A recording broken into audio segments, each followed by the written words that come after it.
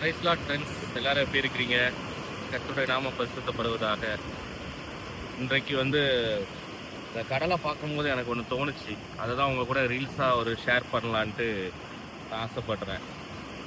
இந்த கடலில் ஆண்டவர் படகுல பயணம் செய்யும் போது சீஷர்கள் அந்த கொந்தளிப்பை பார்த்து பயப்பட்டாங்க.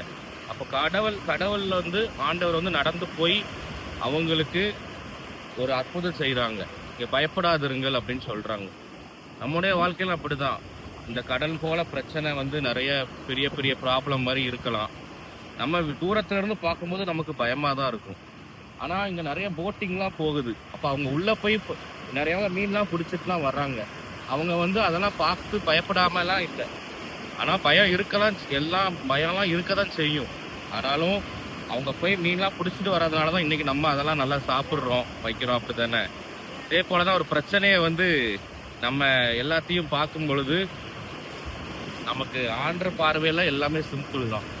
ஆகவே நீங்கள் அந்த கடல் போன்ற பிரச்சனையெல்லாம் பார்க்காம ஆண்டரை பார்த்துட்டு அவருக்கு முன்பதாக நம்ம நடக்கும் பொழுது இந்த பிரச்சனையெல்லாம் ஆண்டவர் அப்படியே மடிய செய்வார். God bless you. நீங்கள் எதை குறித்து கவலைப்படாதீங்க, அதெல்லாம் சந்தோஷமா இருங்க. கர்த்தர் உங்களை ஆசீர்வதிப்பாராக.